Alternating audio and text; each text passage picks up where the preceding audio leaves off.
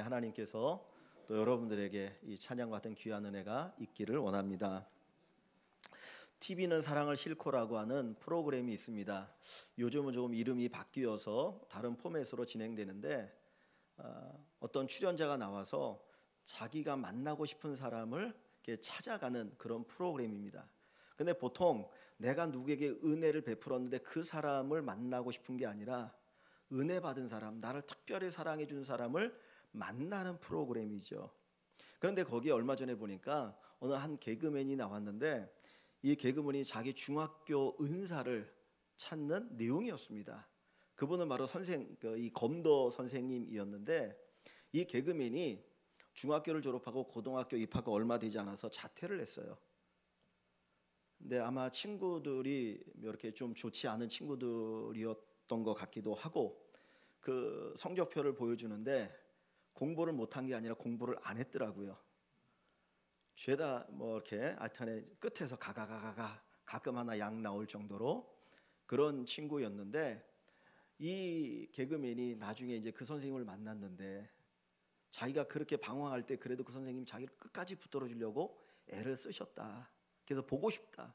그래가지고 수소문 끝에 미국에 있는 선생님이 오셔가지고 만났어요.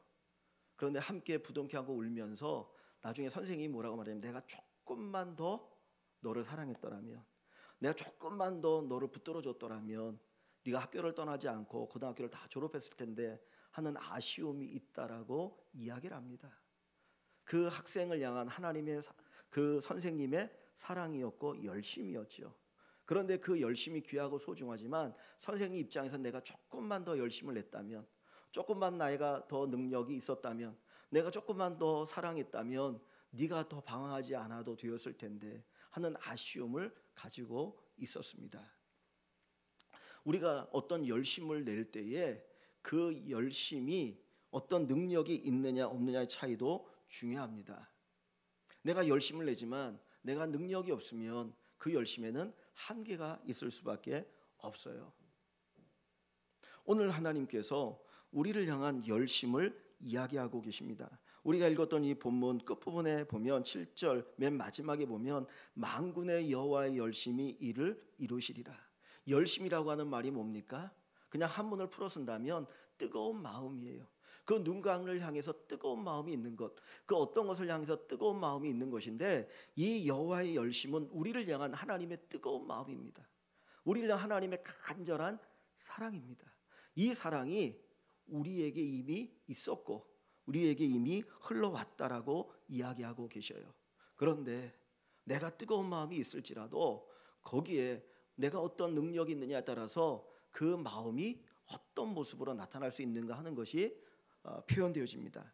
여기 다시 7절 끝부분에 보시면은 하나님에 대해서 이렇게 그 이름을 호칭하고 있어요. 만군의 여호와의 열심이라.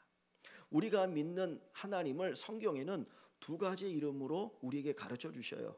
첫째는 하나님이에요.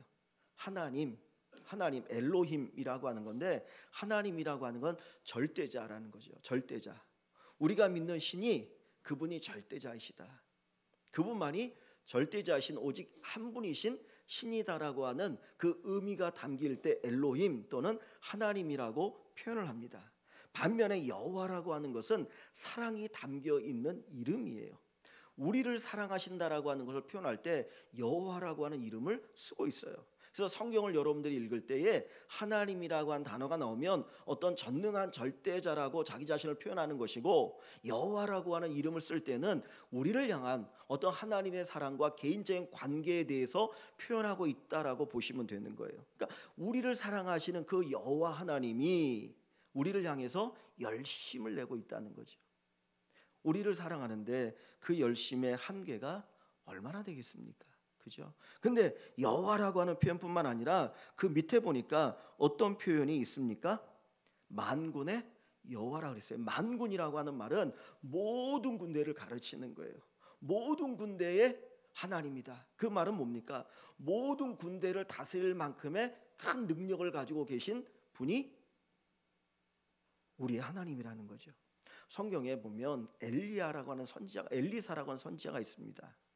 근데 엘리사라고 하는 선지자가 있을 때에 그 종이 게하시였는데 갑자기 아람의 군대가 쳐들어온 거예요. 포위하고 있으니까 야 우리 죽었구나라고 이제 절망하고 있을 때 하나님께서 그 눈을 열어주셨는데 눈이 열리고 나니까 하늘을 물어보니까 하나님의 군대가 쫙 둘러서 보호하고 있더라는 거예요.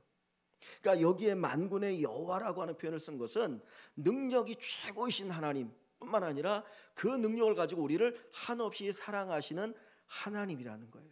능력이 한이 없고 사랑이 한이 없는 그분의 우리를 향한 열심을 이야기합니다. 그러면 그 열심이 얼마나 귀하고 소중하겠습니까? 만군의 여호와 하나님이 여러분을 향하여 지금도 열심을 내시고 이전에도 열심을 내시고 앞으로도 열심을 내실 것을 믿으시기를 주님 이름으로 간절히 축원합니다.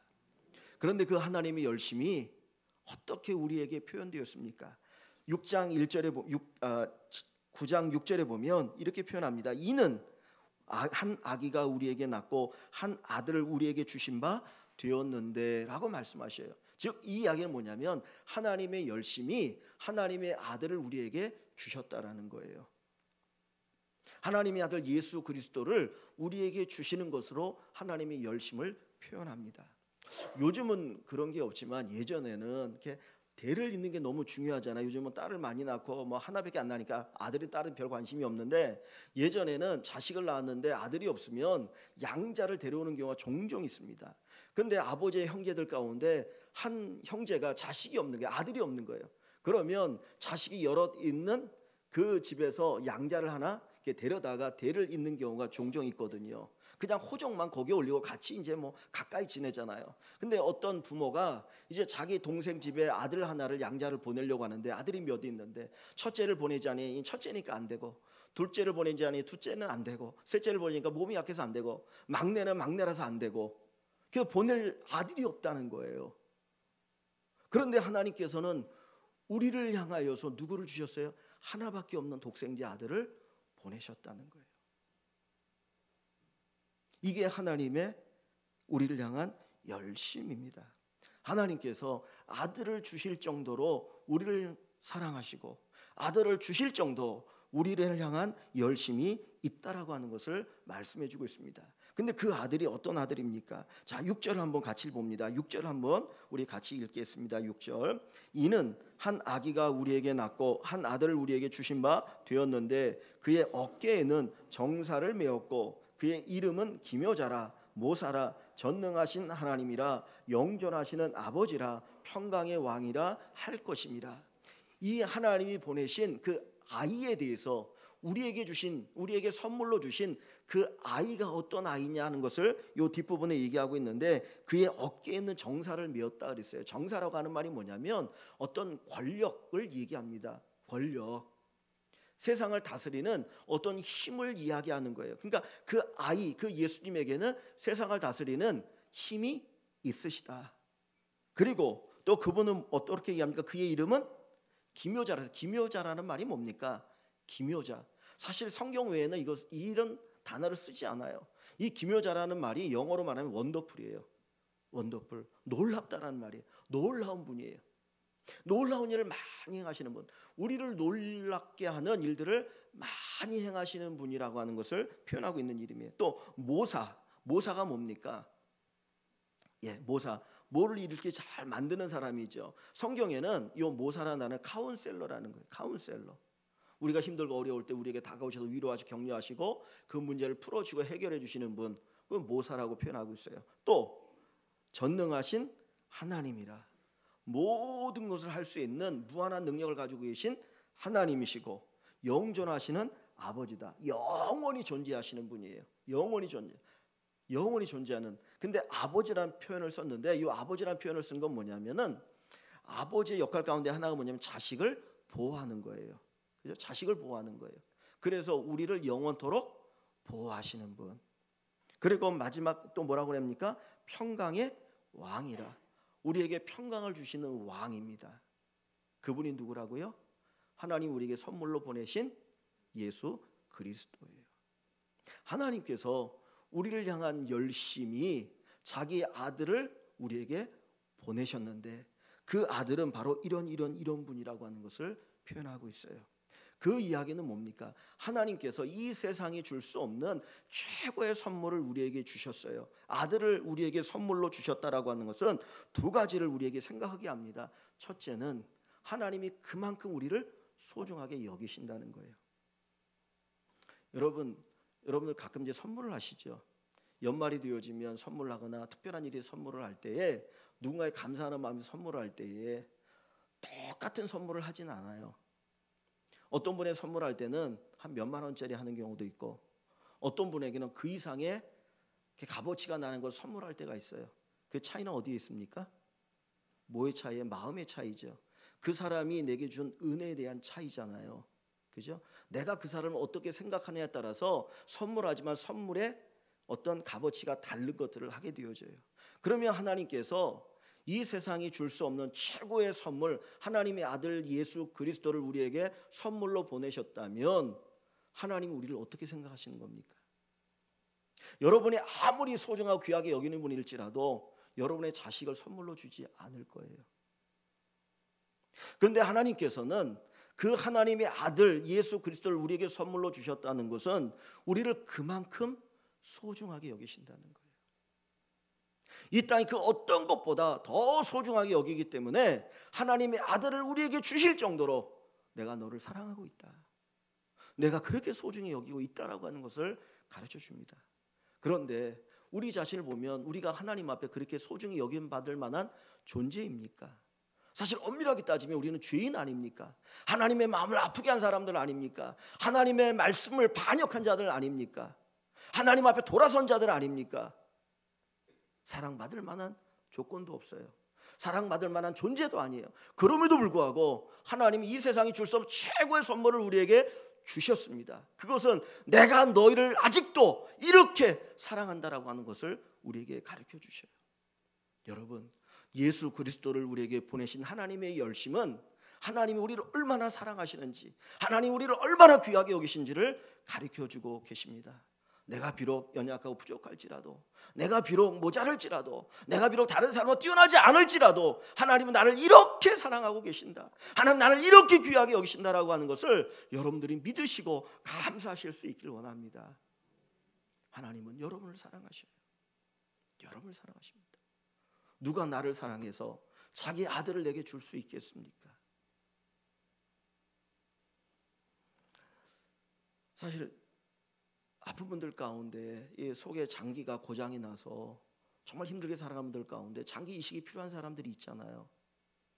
기다리는 사람 수없이 많이 있습니다. 장기 하나 떼어주는 거, 신장이 2개라고 하는데 2개 가운데 하나 떼어주는 것도 쉽지 않지 않습니까? 그런데 장기 하나 떼어주는 것이 아니라 하나님의 아들을 우리에게 그냥 주셨다, 자기 아들을 주셨다. 이것은 하나님이 그렇게 우리를 사랑하신다는 거예요. 내가 힘들고 어려울 때에도 하나님 우리를 사랑하십니다. 아무도 나를 도와주지 않는 것 같고 이 세상에 혼자 나 홀로 있는 것 같을 때에도 하나님은 한순간도 내게 눈을 떼지 아니하시고 우리를 사랑하여 주고 계셔요. 그 증거가 무엇이에요? 바로 예수 그리스도입니다. 예수 그리스도가 이 땅에 오신 것을 믿으신다면, 그분이 하나님의 아들로서 우리를 위하여 이 땅에 오신 것을 믿으신다면 하나님은 나를 이렇게 사랑하신다, 하나님은 나를 이렇게 사랑하신다라고 하는 것을 조금 더 의심하지 않기를 주 이름으로 간절히 축원합니다. 로마서에서 이렇게 말씀합니다. 그 아들을 아끼지 않으신 하나님께서 너에게 필요한 모든 것을 공급하지 않으시겠느냐. 아들까지 줬는데 뭐가 아쉬워서 안 주시겠느냐는 거예요. 다른 건 주면서 아들은 안 되라고 말할 수는 있지만은 아들을 주셨으면 다른 거 주시지 않겠습니까? 하나님은 이렇게 우리를 사랑하셔요. 하나님은 나를 사랑하신다는 것. 이 크리스마스는 하나님의 사랑의 표현이라고 하는 것, 하나님의 사랑의 징표라고 하는 것을 여러분 꼭 잊지 마시고, 하나님이 나를 이렇게 사랑하시는구나, 내가 이렇게 하나님의 사랑을 받았네라고 하는 그런 고백과 간증이 있기를 주 이름으로 간절히 축원합니다. 두 번째로, 아들을 우리를 위해 선물로 주셨다는 것은 우리를 그만큼 소중히 여기시고 사랑하는 것뿐만 아니라 우리가 그만큼 위증하다는 것을 보여줍니다. 우리가 너무너무 위중하니까 정말 그 아들이 아니고는 우리가 가지고 있는 이 문제를 해결할 수 없기 때문에 하나님은 아들을 보내주시는 거예요. 만약에 아들이 아닌 천사를 통해서 다른 어떤 것을 통해서 우리가 가지고 있는 문제들이 해결될 수 있다면 하나님은 아들을 보내지 않았을 거예요. 굳이 아들이 아니어도 되는데, 그런데 하나님이 천사가 아닌 다른 것들이 아닌 하나님의 아들을 보내셔서 십자가에 죽게 하셨다라고 하는 것은 우리가 가지고 있는 문제가 너무나 위중하다는 거예요. 그 아들이 아니면 해결될 수 없는 문제를 가지고 있기 때문에 하나님은 그 아들을 우리에게 보내주신 거예요. 그게 뭡니까? 죄죠. 사람이 아무리 발버둥 쳐도 죄의 문제가 해결될 수가 없는 거죠. 이 비유가 어떨지 모르겠는데 가끔 덫에 걸린 짐승들이 있지 않습니까? 막 뛰어놀다가 사냥꾼이 쳐놓은 덫에 딱 걸렸어요. 근데 이 짐승아 거기서 벗어나기 위해서 발버둥을 치는데 발버둥 치면 칠수록 점점 더 덫이 쪼여오면서 더 고통을 당하고 죽어가는 겁니다. 그때 그 짐승을 살릴 수 있는 방법은 자기 스스로가 벗어나는 것이 아니라 누군가 와서 그 덫을 풀어주는 거예요. 그리고 치료해 주는 거죠. 오늘 우리 인간이 죄에 대해서 걸려서 결국은 죽어가는 거 아닙니까? 이미 죽지 않았습니까? 아무리 발버둥 치고 발버둥 붙이고 발버둥 쳐도 이 죄의 덫으로 벗어날 수 없고 영원히 죽을 수밖에 없는 우리들, 그래서 우리 힘으로 안 되니까 하나님이 그 아들을 보내셔서 그 죄의 덫을 제거해 주시는데, 그 덫을 누가 대신 짊어지시는 거예요? 예수 그리스도가 대신 그 덫을 짊어지시고 죽으시는 겁니다. 자기의 생명을 대신 내어주면서 우리를 살려주셨어요. 우리는 죄의 중병에 걸려있는 사람들입니다. 그 죄의 심한 노예 가운데서 더 이상 어떻게 해결할 수 없는 그런 위중한 가운데 있기 때문에 하나님의 열심히 하나님의 아들 예수 그리스도를 우리에게 보내주셔서 그분을 통해서 우리를 해방시켜 주시고 우리를 새롭게 하여 주시는 것입니다. 오늘 우리가 읽은 이 본문, 이 9장 1절부터 7절의 내용은 이 이사야 당시에 그 이스라엘의 어려운 형편을 이야기하면서 하나님께서 보내신 그 아들을 통해서 우리에게 어떠한 구원의 은총을 베풀어 주실까 하는 것을 보여주는 내용입니다. 이스라엘이라고 하는 나라는 끊임없이 이방의 침략을 당하고 어려움을 당했습니다. 그래서 특별히 변방에 사는 사람들은 고난을 겪었어요. 그래서 그들은 정말 추수 때가 되어지면 약탈을 당하고, 그리고 목축을 해도 정말 다 약탈당하는 어려움 가운데 살아가면서 고통 가운데 살았거든요. 그래서 9장 1절에 보시면 이렇게 표현하고 있습니다. 전에 고통받는 자들에게는 흑암이 없으리로다. 그들은 절망적입니다. 여기 성경에 흑암이라고 하는 표현을 쓰고 있죠. 여러분, 어둡다, 그냥 암흑이다라는 말을 쓸 수 있겠지. 어둡다. 근데 흑암이라고 하는 것은 정말 작은 빛 하나 없는 아주 절망적인 상태 아닙니까? 그런 절망적인 상태에 있는 그들에게 하나님이 빛을 비추어 주시는 겁니다. 2절에 보면 이런 표현이 있죠. 흑암에 행하던 백성이 큰 빛을 보고 사망의 그늘진 땅에 거주하던 자에게 빛이 비추도다. 흑암에 행하던 백성이라는 표현이 있고요, 사망의 그늘진 땅에 거주하던 자라고 하는 표현이 있습니다. 이 표현 자체가 절망인 거예요. 아무런 소망이 없는 거예요. 그 누구도 나를 도와줄 수 있는 사람이 없는 거예요.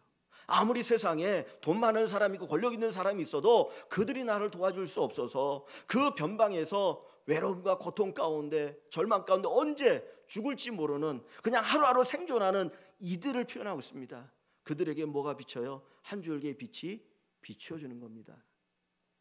그래서 그들에게 어떤 역사가 일어납니까? 4절에 보면 그들이 무겁게 맨 멍에와 그들의 어깨의 채찍과 그 압제자의 막대기를 주께서 꺾으시되라고 말씀하고 계셔요. 그들이 무겁게 짐을 지고 있죠. 막대기가 있고 채찍이 있고 멍에가 있어서 그 누구도 풀어줄 수 없는 그 무거운 짐을 짊어지고 하는 고달픈 인생길에 있는 이들에게 주님이 한 줄기 희망의 빛을 비춰주시고, 그리고 그 멍에를 다 꺾어서 풀어주시고 그들에게 자유를 주시는 거예요. 이게 무슨 표현입니까? 죄로부터의 해방을 이야기하죠.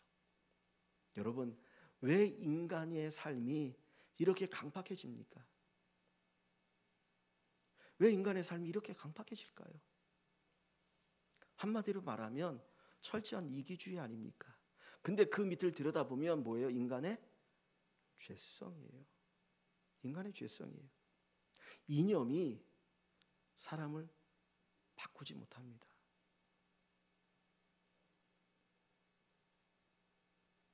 인간의 처음부터 마지막까지는 죄로 인한 고난과 아픔과 고통입니다.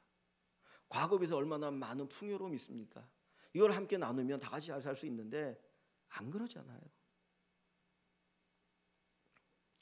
죄입니다. 죄의 멍에, 죄의 채찍, 죄의 막대기 가운데 신음하며 살아가는 것이 오늘 우리의 모습이거든요. 그것을 누가 풀어주셔요? 하나님의 아들 예수 그리스도가 그것을 풀어주셔서 우리에게 자유를 주시는 겁니다. 그리고 나면 어떤 일이 일어나게 됩니까? 3절을 봅니다. 3절, 주께서 이 나라를 장성하게 하시며 그 즐거움을 더하게 하셨으므로 추수하는 즐거움과 탈취물을 나눌 때의 즐거움 같이 그들이 주 앞에서 즐거워하오니. 여러분, 앞에는 흑암이라고 하는 단어가 있죠. 흑암이라는 단어가 있습니다. 압제라고 하는 단어가 있습니다. 그것과 반대되어지는 게 뭡니까? 즐거움이에요. 예수님께서 비유 말씀을 하시면서 악한 자들에게 하신 말씀이 있어요. 뭐라고 말합니까? 어둠 가운데 이를 갈며 있으리라. 어둠은 우리에게 두려움을 가져오지 않습니까? 그래서 주님께서 지옥을 어둠 가운데 이를 가는 것으로 표현하시거든요. 그러면 이 어둠과 반대하지 이를 간다는 건 좋을 때가 아니잖아요. 기분이 좋아서 이를 가는 분 없죠. 반대 표현이 뭡니까?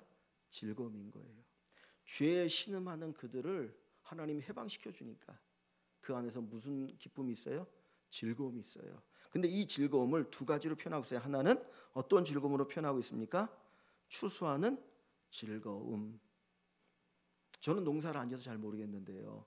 잘 모르겠는데 이제 교회에 여기 텃밭 좀 있으니까 우리 권사님 뭐 이렇게 심어가지고 자라고 딸 때 너무너무 좋아하시더라고요. 뭐가 맺혔네, 오 자랐네. 그 기뻐하는 표현은 보신 분만이 알죠. 농사를 지어보면 봄에 씨를 뿌리고 정말 그 여름, 뜨거운 여름을 쫙 견디면서 그리고 하고 가을에 추수할 때 그 농부 얼마나 기뻐합니까? 이건 인간이 누릴 수 있는 최고의 기쁨을 표현하는 거예요. 또 이 뭐라고 표현하십니까? 탈취물을 나눌 때의 즐거움. 이게 뭡니까? 군인 전쟁터에 나가요. 여러분, 전쟁터에 나갈 때 자발적으로 나간 사람이 몇이나 되겠습니까? 그죠? 죽을지 살지 모르는데 다시 내 가족을 볼 수 있을지 못 볼지 모르는 상황 아닙니까? 그러나 나가서 전쟁에 승리해서 야 살았구나. 그리고 전쟁에 승리하고 나서 거기서 남은 전승물을 가지고 올 때 그들이 얼마나 기뻐합니까? 그 기쁨을 이야기하는 거예요. 그러니까 이 세상의 최고의 기쁨을 표현하면서 그 기쁨을 누구에게 주셔요? 우리에게 주셔요. 그러니까 예수 그리스도를 통하여 하나님은 이 기쁨을 우리에게 누리게 하시는 겁니다. 그런 기쁨을 여러분 누리시기 바랍니다. 제가 지난주에도 설교 시간에 그런 말씀을 드렸는데 하나님의 나라는 먹고 마시는 것이 아니라 성령 안에서 의와 평강과 뭐라 그랬죠? 희락이라 했어요. 하나님의 나라는 우리에게 평강을 가져다 줘요. 하나님의 나라는 기쁨을 주는 거예요. 이 땅에 힘들고 어려운 상황 속에 살아가지만 평강을 누리고 기쁨을 누리고 사는 것이 하나님의 은혜입니다. 그게 구원인 거예요. 그래서 여러분의 삶 속에 이런 구원의 축복이 가득하시기를 주님의 이름으로 간절히 축원합니다. 하나님의 열심이 있습니다. 예수님이 이 땅에 오심은 하나님의 열심의 표현이에요. 하나님이 우리를 얼마나 사랑하시는지, 하나님 우리를 얼마나 아끼시는지 그것을 우리에게 보여주신 것이 예수 그리스도입니다. 그래서 로마서에도 예수님의 십자가를 통해서 우리는 뭐를 안다? 하나님의 사랑을 안다 그랬어요. 하나님이 열심히 과거에도 우리를 위해 역사했고 지금도 우리를 위해서 역사했고 앞으로도 우리를 위해서 역사하실 것을 믿으시기를 바랍니다. 독생자 아들까지 내어주신 하나님이 이 모든 것을 너희에게 더하시지 않겠느냐.